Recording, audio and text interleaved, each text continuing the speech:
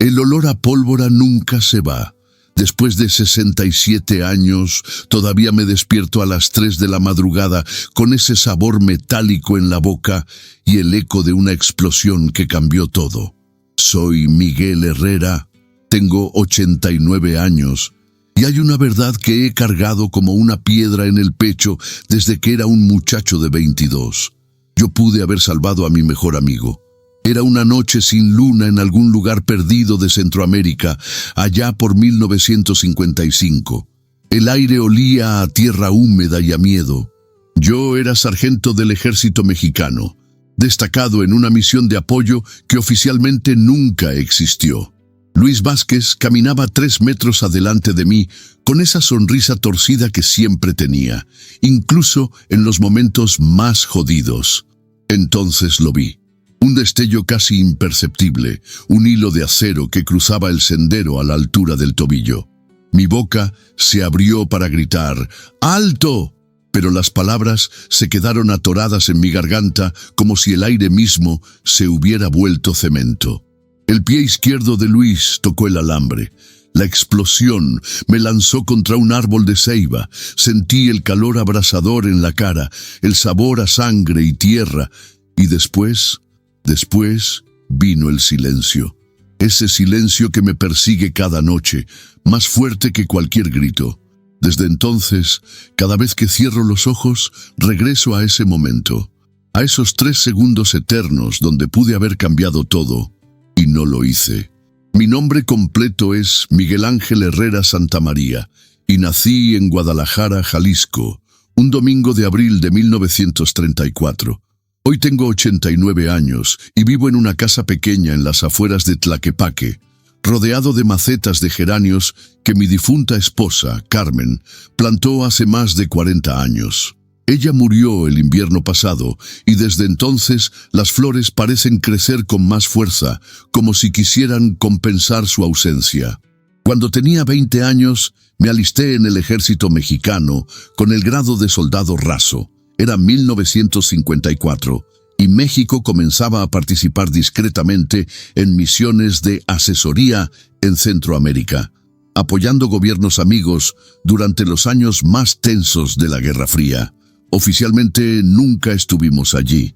En los papeles yo pasé 2 años haciendo ejercicios de entrenamiento en campo militar número 1. Pero la verdad es que conocí la selva guatemalteca mejor que las calles de mi propio barrio. Ascendí a cabo primero, luego a sargento segundo y finalmente a sargento primero. No por ser el más valiente, sino por ser el que mejor sabía leer mapas y porque tenía buena puntería con el rifle Mauser que nos daban. También porque Luis Vázquez, mi compañero de toda la vida, siempre decía que yo tenía olfato para los problemas. Ojalá hubiera tenido mejor olfato aquella noche. Luis era de Michoacán, de un pueblito cerca de Morelia que se llamaba San Jerónimo. Nos conocimos en el campamento de entrenamiento en Toluca.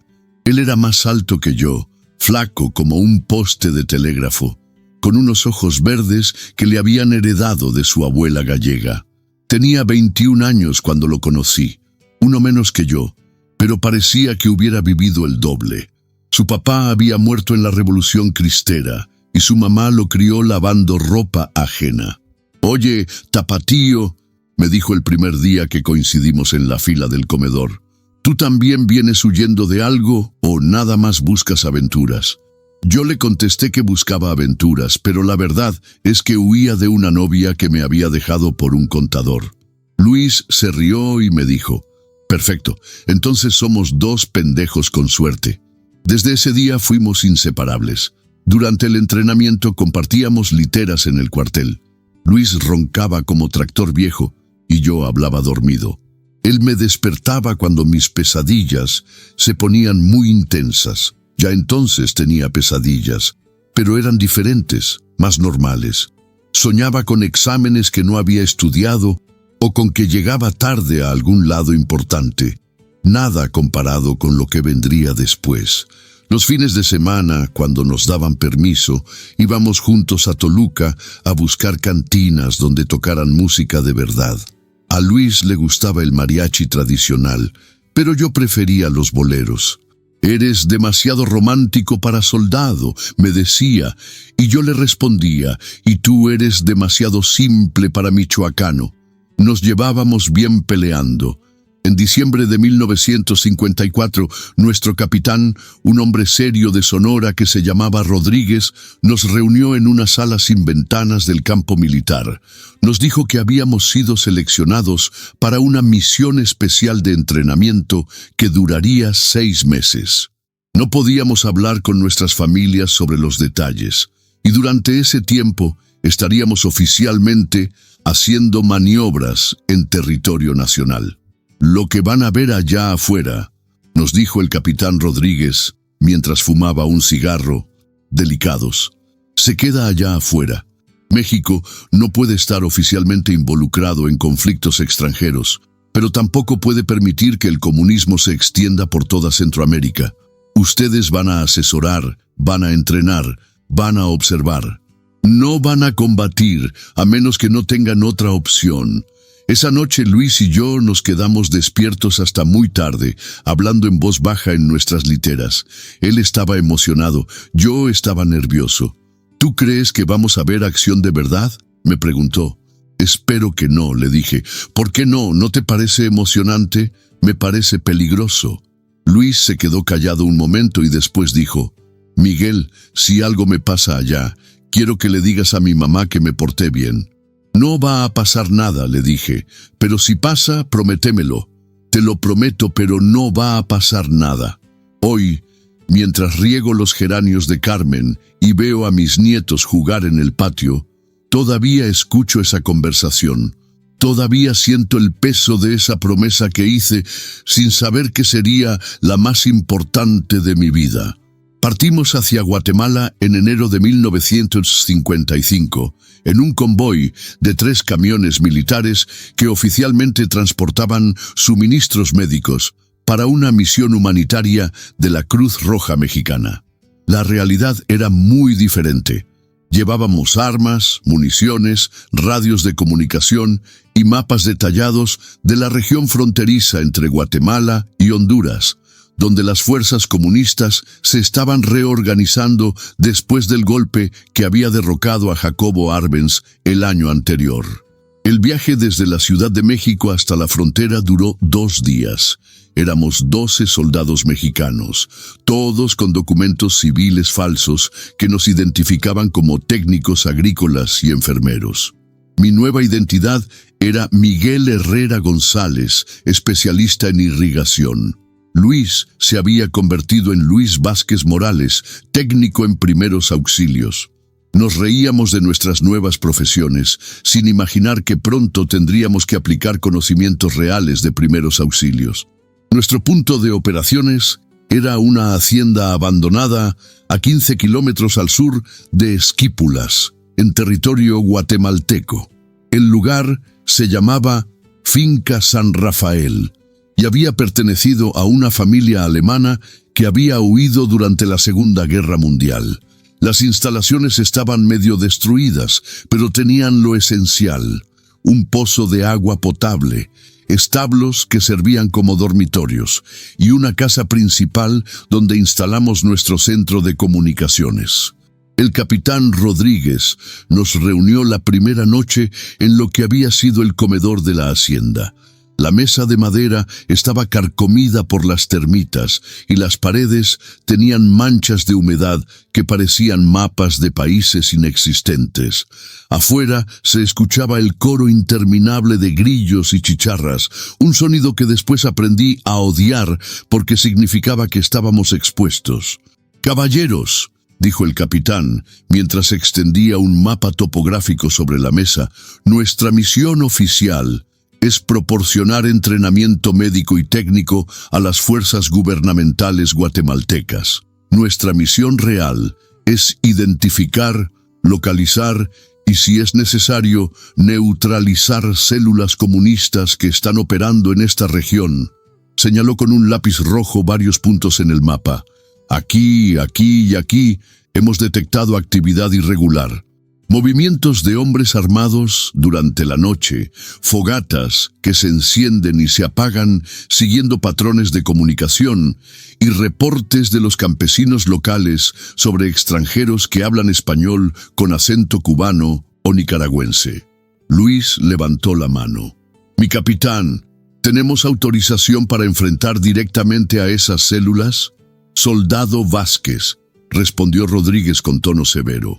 «Oficialmente, ustedes no están aquí. Si hay enfrentamientos, serán en defensa propia o para proteger a civiles guatemaltecos. Todo debe poder negarse desde la Ciudad de México. ¿Entendido?» «Entendido, mi capitán».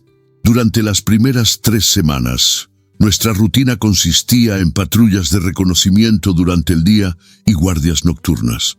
Conocimos la selva guatemalteca palmo a palmo, los senderos de venado que conectaban aldeas perdidas, los arroyos que crecían peligrosamente durante las lluvias torrenciales y los sonidos que indicaban presencia humana versus presencia animal. Luis tenía un talento natural para la selva. Podía distinguir entre el crujido de una rama rota por un tapir y una rota por una bota militar. Sabía cuándo los pájaros se callaban, porque venía tormenta, y cuándo se callaban, porque había hombres armados cerca. «Es como si hubiera nacido para esto», le dije una tarde, mientras compartíamos una lata de frijoles bajo la sombra de una ceiba gigantesca. «No nací para esto, tapatío», me respondió. «Simplemente aprendí a escuchar. Mi abuelo me enseñó a cazar venado en los cerros de Michoacán y esto es lo mismo. Nada más que ahora el venado puede dispararte de vuelta». La primera vez que establecimos contacto con elementos hostiles fue el 15 de febrero. Luis y yo estábamos haciendo reconocimiento cerca de una aldea llamada El Progreso, a unos 8 kilómetros de nuestra base. Era media tarde y el calor húmedo hacía que todo se moviera en cámara lenta.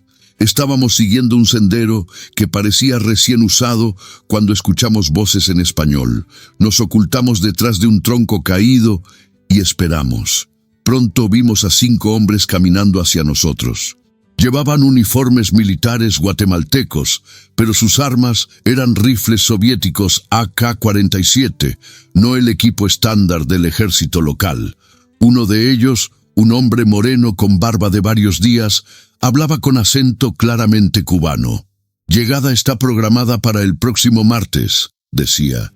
«Traen medicinas, municiones y 2 especialistas en explosivos. El comandante quiere que preparen las posiciones defensivas en el cerro antes de que lleguen». Luis me miró con ojos muy abiertos. Yo saqué mi libreta y comencé a escribir todo lo que podía escuchar. Los hombres pasaron a menos de 10 metros de nosotros sin detectar nuestra presencia, pero el corazón me latía tan fuerte que estaba seguro de que lo iban a oír. Esa noche, en la radio, reportamos la información al capitán Rodríguez. Su respuesta fue inmediata. «Excelente trabajo. Manténganse en observación. No actúen hasta recibir órdenes específicas». Durante los siguientes días, intensificamos nuestras patrullas de reconocimiento. Descubrimos que los hombres que habíamos visto formaban parte de una célula más grande de aproximadamente 30 personas que estaban estableciendo una base temporal en las cuevas del Cerro La Esperanza. Tenían armas modernas, equipos de radio y lo que parecía ser un pequeño hospital de campaña. El 22 de febrero, el capitán Rodríguez recibió nuevas órdenes desde México. Esa tarde nos reunió a todos en la casa principal de la finca. Su expresión era más seria de lo habitual. «Caballeros», dijo, «las cosas han cambiado. Tenemos información de inteligencia que confirma que la célula del Cerro La Esperanza está planeando ataques coordinados contra instalaciones gubernamentales en 3 ciudades guatemaltecas: Esquípulas, Chiquimula y Jalapa. Los ataques están programados para el próximo domingo, día 27. Hizo una pausa y encendió un cigarro antes de continuar. «Hemos recibido autorización para una acción preventiva. Mañana por la noche vamos a neutralizar esa base. El silencio que siguió era tan denso que se podía cortar con machete. Luis fue el primero en hablar. «Mi capitán, ¿neutralizar significa lo que creo que significa?» Rodríguez lo miró directamente a los ojos. «Significa, soldado Vázquez, que vamos a hacer lo que sea necesario para proteger a civiles inocentes. Si eso implica uso de fuerza letal, así será». Esa noche, Luis y yo nos quedamos despiertos hasta muy tarde, revisando nuestras armas y hablando en voz baja. Él estaba nervioso, pero trataba de no demostrarlo. Yo estaba aterrado, pero trataba de parecer confiado. «¿Tú crees que estamos haciendo lo correcto?», me preguntó mientras limpiaba su rifle Mauser por quinta vez. «No lo sé», le respondí honestamente. «Pero si no hacemos nada y esos cabrones matan civiles el domingo, nunca me lo voy a perdonar». Luis asintió y guardó silencio por un momento. Después me miró y dijo: «Miguel, si algo sale mal mañana, quiero que sepas que eres el mejor amigo que he tenido en mi vida». «No va a salir mal», le dije, tratando de convencerme a mí mismo tanto como a él. «Vamos a entrar, vamos a hacer el trabajo y vamos a regresar para contarlo». No sabía que esas serían las últimas palabras normales que intercambiaríamos. La operación comenzó a las 11 de la noche del 23 de febrero de 1955. Éramos 8 hombres divididos en 2 grupos de 4. El capitán Rodríguez lideraría el grupo que atacaría la entrada principal de las cuevas del Cerro La Esperanza. Luis, yo y otros 2 soldados, Morales y Gutiérrez, formaríamos el grupo de flanqueo que cortaría las rutas de escape por el lado este del cerro. El plan era sencillo en papel. Esperaríamos a que Rodríguez iniciara el ataque frontal, y entonces nosotros avanzaríamos para cerrar el cerco. La operación debía durar máximo 1 hora. Para las 12:30 de la noche, todos deberíamos estar de regreso en la finca San Rafael, contando bajas enemigas y celebrando una misión exitosa. Como dice mi nieto cuando juega videojuegos, los planes nunca sobreviven al primer contacto con el enemigo.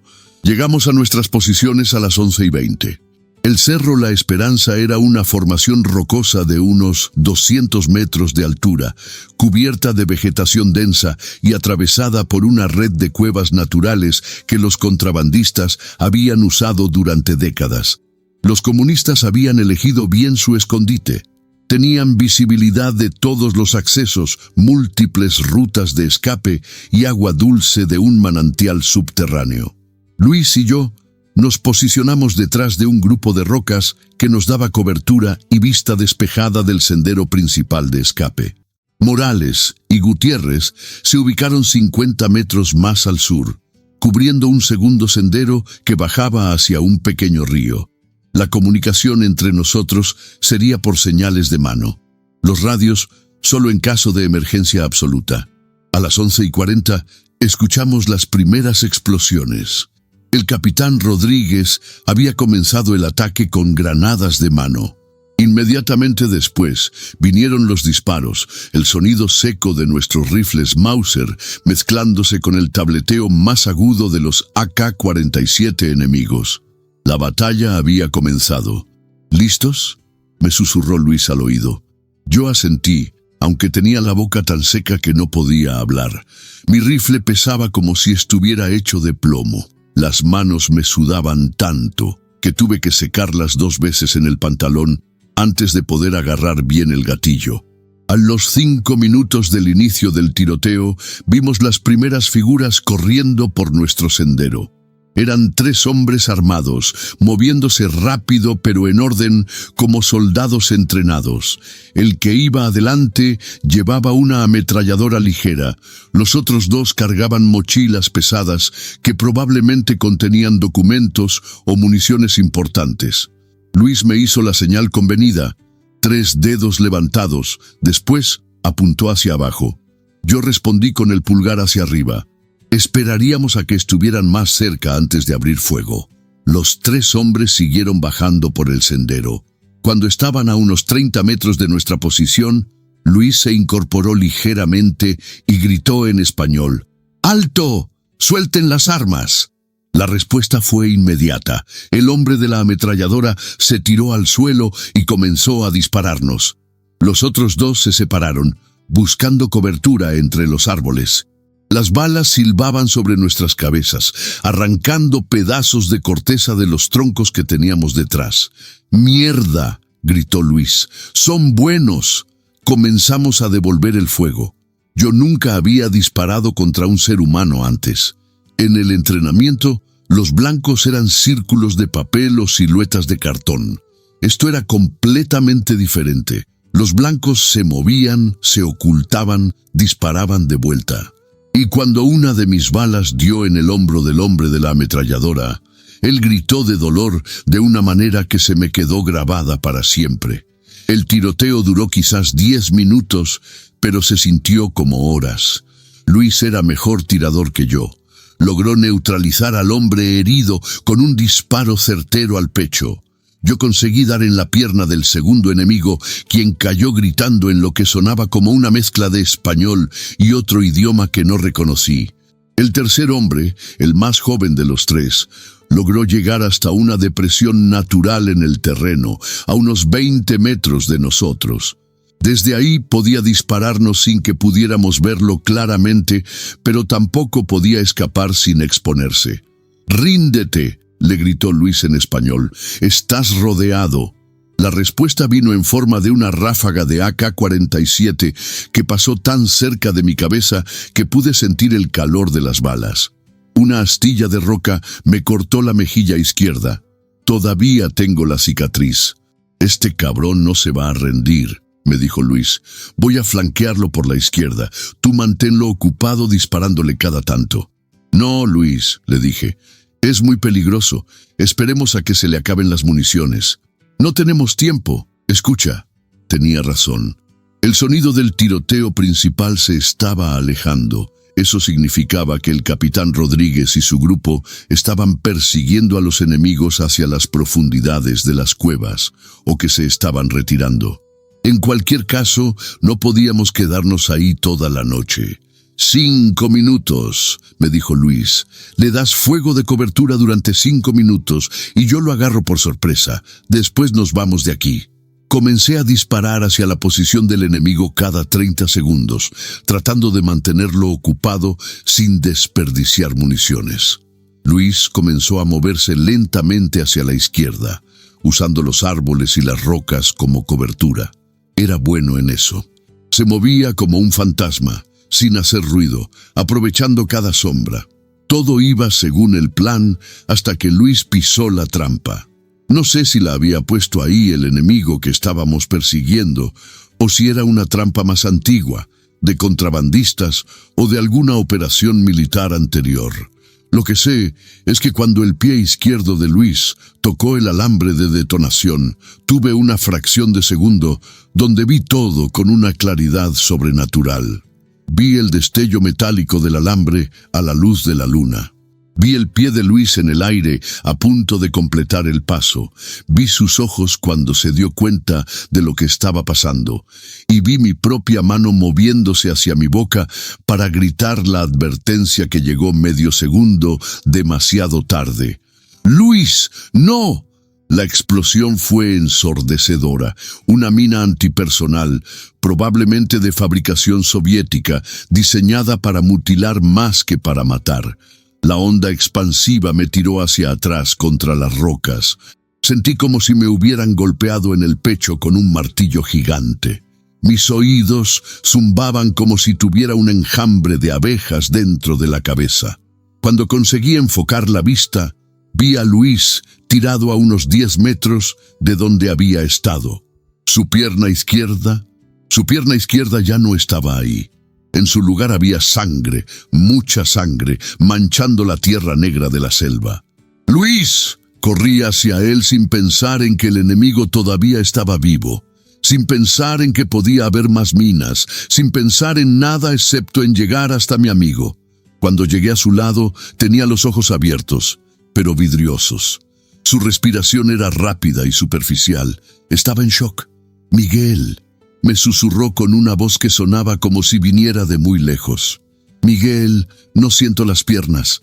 Tranquilo, hermano, le dije tratando de controlar el temblor en mi propia voz. Te voy a sacar de aquí. Todo va a estar bien. Saqué mi botiquín de primeros auxilios y comencé a hacer torniquetes con todo lo que encontré. Mi cinturón, mi camisa, pedazos de su propio uniforme. La sangre no paraba de salir. Mis manos se resbalaban. No sabía lo que estaba haciendo. Miguel, me dijo Luis, agarrándome del brazo con una fuerza sorprendente. Escúchame bien. No hables, güey. Ahorra fuerzas. No, escúchame. Esto está muy jodido. Yo lo sé y tú lo sabes. Si no logras sacarme de aquí, te voy a sacar. Te voy a cargar hasta la base si es necesario. Si no logras sacarme de aquí, continuó como si no me hubiera escuchado. Quiero que le digas a mi mamá que no fue tu culpa, que fue mala suerte, que estas cosas pasan en la guerra. Luis, no digas pendejadas. Tu mamá te va a regañar por haber perdido la bota cuando te vea cojear de vuelta a Michoacán. Luis intentó sonreír, pero en su lugar comenzó a toser sangre. No, Miguel, esta vez no. Pero quiero que sepas algo importante. ¿Qué? Que has sido el mejor amigo que pude haber pedido, y que si algo me pasa, no quiero que te culpes. ¿Me oyes? No quiero que te culpes. Esas fueron las últimas palabras coherentes que dijo. Después empezó a delirar, hablando con su mamá, contándole sobre unas flores que había visto en el camino a la escuela cuando era niño. Murió en mis brazos a las 12:15 de la mañana del 24 de febrero de 1955, mientras yo lloraba como no había llorado desde que era un niño pequeño. El enemigo que habíamos estado persiguiendo se había escapado durante la explosión. Morales y Gutiérrez me encontraron 1 hora después, todavía sosteniendo el cuerpo de Luis y hablándole como si pudiera escucharme. Miguel, me dijo Morales suavemente. Miguel, tenemos que irnos. Ya viene el amanecer. No lo puedo dejar aquí, le respondí. No lo puedo dejar solo. No lo vas a dejar solo. Lo vamos a llevar con nosotros. Cargamos el cuerpo de Luis durante 6 kilómetros hasta llegar a la finca San Rafael. Yo cargué la parte superior. Morales y Gutiérrez se turnaron con las piernas, o lo que quedaba de ellas. Durante todo el camino no pude dejar de pensar en esos 3 segundos, en esa fracción de tiempo donde vi el alambre y no grité lo suficientemente rápido, en esa diferencia mínima entre la vida y la muerte, entre llevármelo a casa vivo o llevármelo a casa en una caja de pino. 67 años después, sigo pensando en esos 3 segundos. Sigo preguntándome si pude haber gritado más rápido, si pude haber corrido hacia él, si pude haber hecho algo diferente. 67 años después, sigo escuchando su último mensaje. No quiero que te culpes, pero algunas culpas son más fuertes que los últimos deseos de los muertos. Regresé a México en abril de 1955 con una medalla al valor que nunca quise y una historia oficial que decía que Luis Vázquez había muerto durante ejercicios de entrenamiento en Campo Militar número 1. Su madre, doña Esperanza, vino desde Michoacán para el funeral militar en Guadalajara. Yo le entregué las pocas pertenencias de Luis que habíamos podido rescatar. Su reloj de bolsillo, una foto de ella que llevaba en la billetera y una pequeña navaja que había heredado de su padre. Dígame la verdad, Miguel, me dijo doña Esperanza después de la ceremonia, cuando ya todos se habían ido del panteón. Mi hijo no murió en ningún ejercicio de entrenamiento. Dígame qué pasó realmente. No pude mentirle a esa mujer. Le conté todo. Guatemala, la misión secreta, la emboscada, la mina antipersonal. Todo excepto los detalles que me culpaban a mí mismo. Le dije que Luis había muerto como un héroe, salvando a sus compañeros. No le dije que había muerto por mi incapacidad de gritar lo suficientemente rápido. Doña Esperanza escuchó en silencio, secándose las lágrimas con un pañuelo bordado que parecía muy antiguo. Cuando terminé de hablar, me puso una mano en el hombro y me dijo: «Gracias por decirme la verdad y gracias por cuidar a mi hijo hasta el final». Después de eso, traté de olvidar. Me licencié del ejército.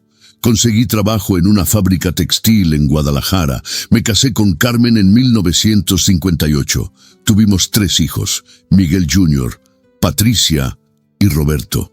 Construí una vida normal, ordenada, predecible. Durante el día trabajaba, por las noches ayudaba a los niños con las tareas. Los domingos íbamos a misa en la parroquia de San José. Pero las noches eran otra historia. Las pesadillas comenzaron inmediatamente después del regreso. Siempre el mismo sueño. Yo veo el alambre, abro la boca para gritar, pero no sale ningún sonido. Luis camina hacia la trampa en cámara lenta, voltea a verme con esa sonrisa torcida que siempre tenía y me dice: ¿por qué no me avisaste, tapatío? Después viene la explosión y me despierto sudando y gritando su nombre. Carmen fue paciente durante los primeros años. Me despertaba cuando las pesadillas se ponían muy intensas. Me traía un vaso de agua, me acariciaba la espalda hasta que me volvía a dormir. Pero después de que nacieron los niños, las cosas se complicaron. Mis gritos los despertaban. Miguel Jr., que era el mayor, comenzó a hacerme preguntas que no podía responder. «Papá, ¿quién es Luis? ¿Por qué gritas su nombre por las noches?» «Era un amigo mío del ejército, hijo. Ya murió». «¿Cómo murió?» «En un accidente». «¿Qué tipo de accidente?»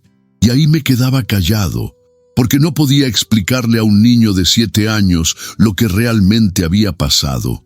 Durante décadas guardé todo adentro. Nunca hablé con nadie sobre Guatemala, sobre la misión, sobre la culpa que me comía por dentro como un cáncer. Carmen sabía que algo me atormentaba, pero respetaba mi silencio. «Cuando estés listo para hablar», me decía, «yo voy a estar aquí para escucharte». Los años pasaron. Los niños crecieron, se casaron, me dieron nietos. Carmen y yo envejecimos juntos. Ella murió de cáncer el invierno pasado, después de 58 años de matrimonio. Sus últimas palabras fueron: «Miguel, ya es hora de que te perdones». Después del funeral de Carmen, comencé a hacer limpieza en la casa. Había cajas y cajas de cosas acumuladas durante décadas: fotos, documentos, ropa vieja, libros que nadie había leído en años. En el fondo del closet de nuestro cuarto, detrás de unos uniformes escolares de cuando los niños eran pequeños, encontré una caja de zapatos que no recordaba haber guardado ahí. Adentro había cosas de mi época militar: medallas, fotografías, documentos de servicio. Y en el fondo, envuelta en un pedazo de tela verde que reconocí como parte de mi uniforme guatemalteco, había una carta. El sobre estaba amarillento por el tiempo y con letra manuscrita decía: «Para Miguel Herrera, abrir solo en caso de mi muerte, Luis Vázquez». Se me paró el corazón. Durante 67 años había cargado esa caja de un lugar a otro sin saber que contenía una carta de Luis. No recordaba haberla puesto ahí, no recordaba ni siquiera haberla visto antes. Con las manos temblando como hojas en el viento, abrí el sobre. La carta estaba escrita en el papel barato que usábamos en el campamento, con la letra desordenada pero legible de Luis. Estaba fechada el 22 de febrero de 1955, un día antes de la operación, un día antes de su muerte. «Querido tapatío», comenzaba la carta, «si estás leyendo esto, significa que algo salió mal en la misión de mañana y que yo no voy a regresar a casa. Espero que tú sí hayas regresado, porque alguien tiene que leerle esto a mi mamá si es que yo no puedo hacerlo. Primero, quiero que sepas que estos últimos meses en Guatemala han sido los más importantes de mi vida. No porque hayamos estado en una guerra, sino porque confirmé algo que ya sabía desde que nos conocimos en Toluca. Tú eres el hermano que nunca tuve. Eres la persona más valiente y más leal que conozco, y si algo me pasa mañana, no va a ser por tu culpa. Sé que eres el tipo de persona que se culpa por todo. Te he visto culparte cuando llueve durante nuestros días libres, como si fuera tu responsabilidad controlar el clima.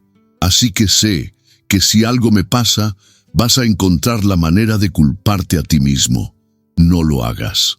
Si muero mañana, va a ser porque era mi momento de morir, o porque tomé una decisión equivocada, o porque tuve mala suerte, o porque Dios decidió que ya era hora de llevarme con Él, pero no va a ser porque tú hiciste algo mal. Te conozco, Miguel. Sé que vas a regresar a Guadalajara. Te vas a casar con una buena mujer, vas a tener hijos hermosos y vas a vivir una vida larga y feliz. Pero también sé que vas a cargar una culpa que no te corresponde. No lo hagas.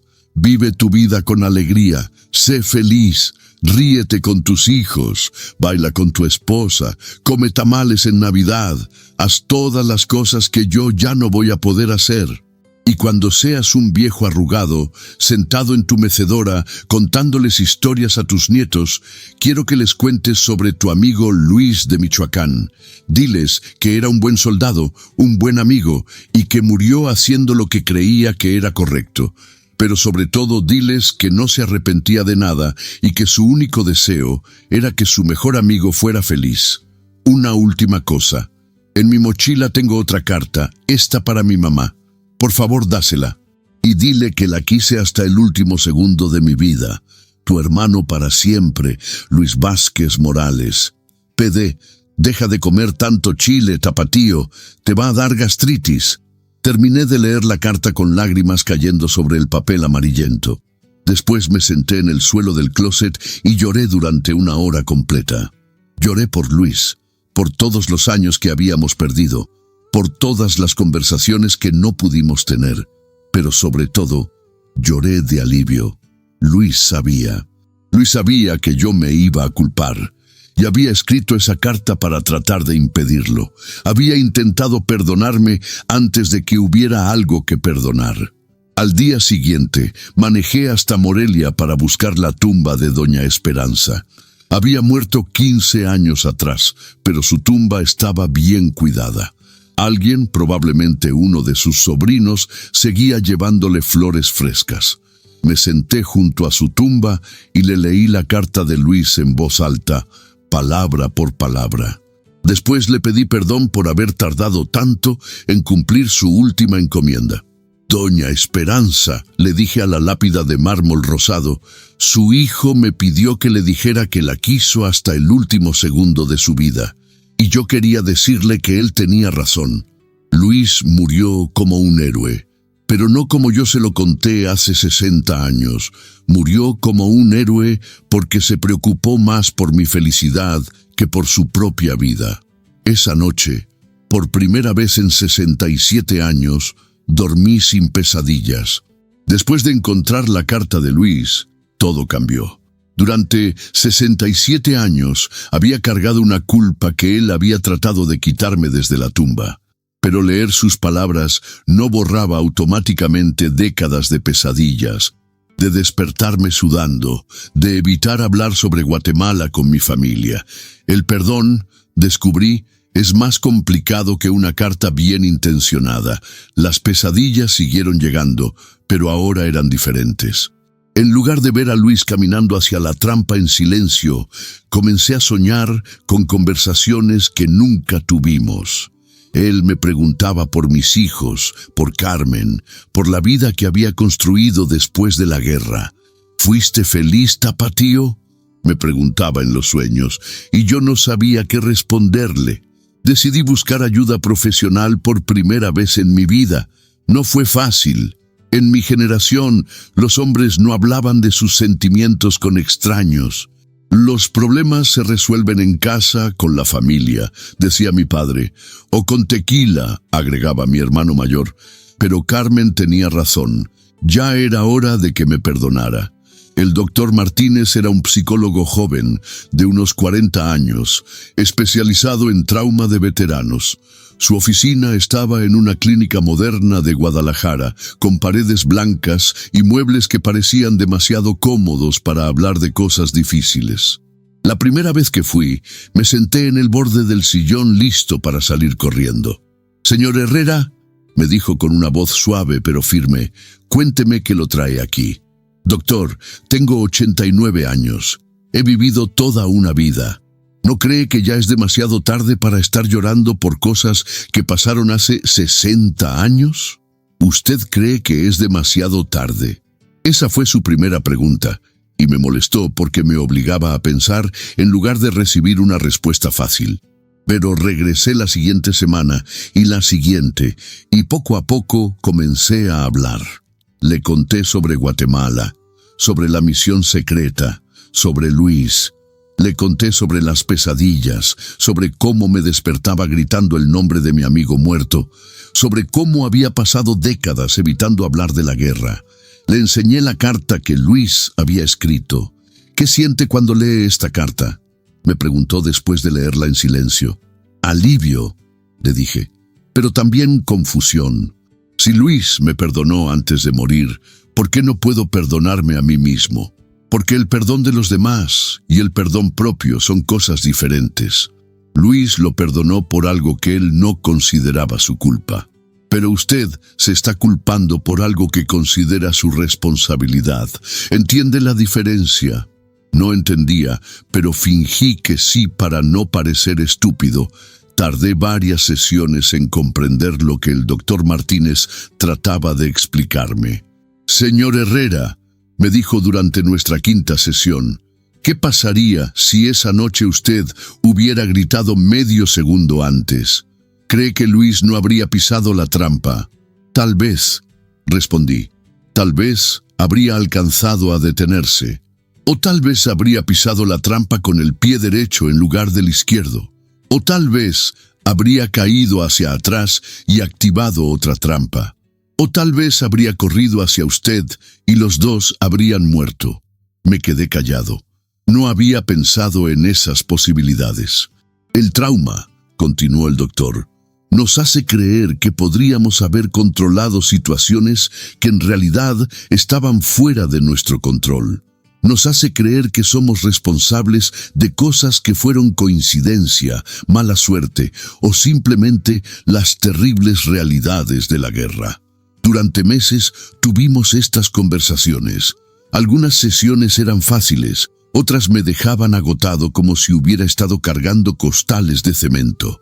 Pero lentamente comencé a entender algo fundamental. Yo no maté a Luis. La guerra mató a Luis. Las decisiones políticas que nos enviaron a Guatemala mataron a Luis. La mina antipersonal mató a Luis. Yo solo fui testigo de su muerte. Pero si hubiera gritado más rápido, le dije al doctor en una de nuestras últimas sesiones. Señor Herrera, me interrumpió. Usted gritó tan rápido como pudo. Un soldado de 22 años, en medio de un tiroteo en territorio enemigo, vio una trampa y trató de advertir a su amigo. Hizo exactamente lo que cualquier buen soldado habría hecho. El hecho de que no fuera suficiente no lo convierte en culpable. Esa tarde, cuando salí de la clínica, me fui caminando hasta el centro de Guadalajara en lugar de tomar el camión. Necesitaba tiempo para pensar. Llegué hasta la catedral, donde Carmen y yo nos habíamos casado 58 años atrás. Me senté en una de las bancas del atrio y observé a la gente pasar. Parejas jóvenes tomadas de la mano, madres correteando niños pequeños, vendedores ambulantes ofreciendo sus productos. Vida normal, vida simple. Vida que seguía adelante a pesar de las guerras, las tragedias, las pérdidas. Vida que Luis quería que yo viviera. Esa noche, por primera vez en décadas, saqué las fotografías de Guatemala. Había una en particular que me gustaba. Luis y yo, sentados en los escalones de la casa principal de la finca San Rafael, sonriendo para la cámara de Morales.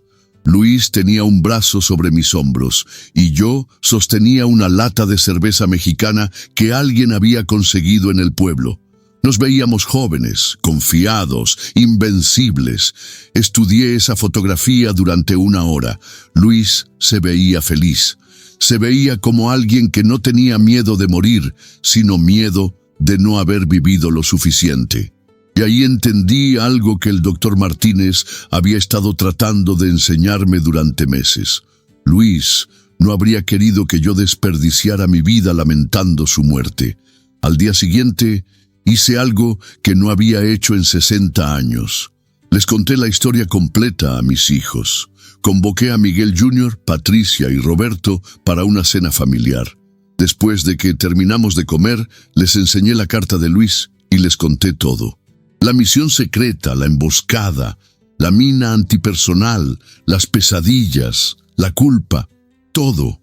Papá, me dijo Patricia, tomándome de la mano, ¿por qué nunca nos dijiste esto antes? Porque tenía miedo de que pensaran que su padre era un cobarde, le respondí. ¿Un cobarde?, dijo Miguel Jr. Papá, usted fue a una guerra secreta, salvó vidas, perdió a su mejor amigo y cargó esa culpa durante 60 años sin decirle a nadie. Eso no es cobardía.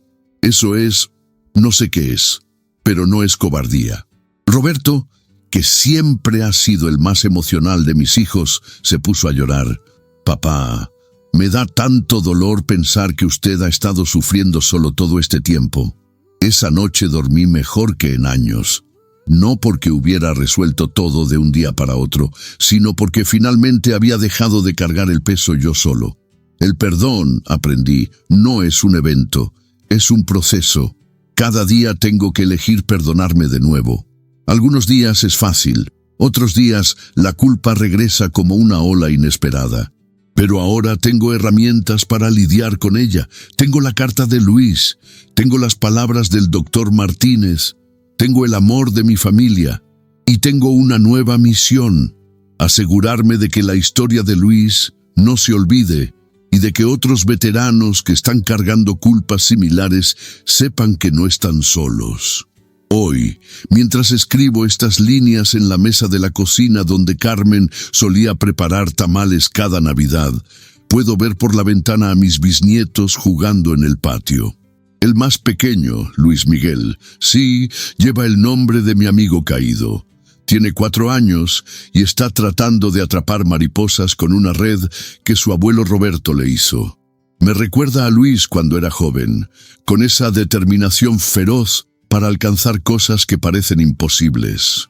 Han pasado 3 años desde que encontré la carta de Luis, 2 años desde que comencé la terapia con el doctor Martínez, y 6 meses desde que tomé la decisión más importante de estos últimos años de mi vida: comenzar a hablar públicamente sobre mi experiencia de guerra.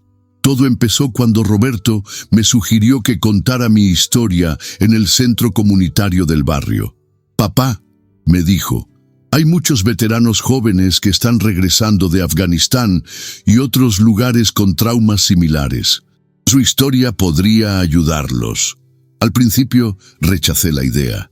¿Quién era yo para dar consejos?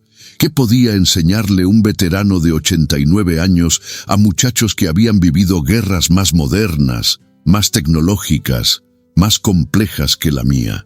Pero después recordé algo que Luis había escrito en su carta. Cuando seas un viejo arrugado, sentado en tu mecedora, contándoles historias a tus nietos, quiero que les cuentes sobre tu amigo Luis de Michoacán. Mi primera charla fue en febrero pasado, exactamente 68 años después de la muerte de Luis. Habían 20 personas en el salón del centro comunitario, algunos veteranos jóvenes, sus esposas, un par de trabajadores sociales y mis 3 hijos en primera fila para darme apoyo moral. Estaba más nervioso que antes de mi primera misión en Guatemala. Buenos días, comencé con la voz temblando. Mi nombre es Miguel Herrera, tengo 89 años y durante 60 años guardé un secreto que casi me mata. Les conté toda la historia: Guatemala, Luis, la misión, la explosión, las pesadillas, la culpa, la carta, la terapia, todo. Cuando terminé, el silencio en el salón era tan profundo que se podía escuchar a los niños jugando en la calle. Después, un veterano joven se acercó a mí.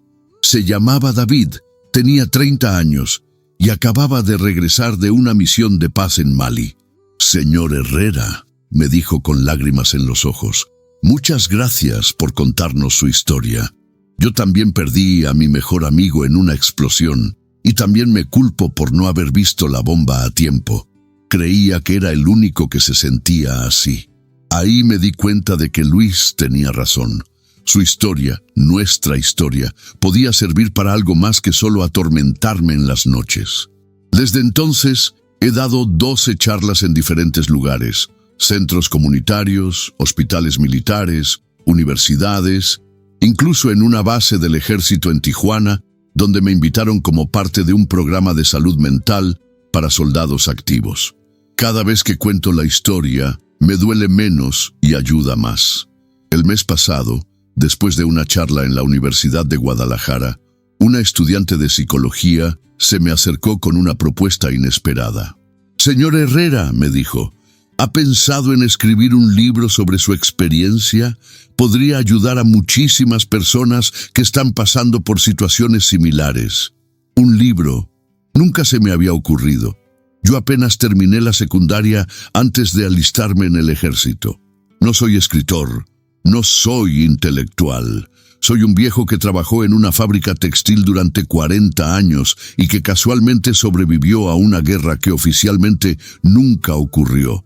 Pero después lo pensé mejor. ¿Cuántos veteranos de mi generación quedan vivos? ¿Cuántos que participaron en misiones como la de Guatemala? ¿Cuántos que han aprendido a lidiar con el trauma y la culpa del sobreviviente? Tal vez mi obligación no es solo sanar yo mismo, sino ayudar a que otros sanen también.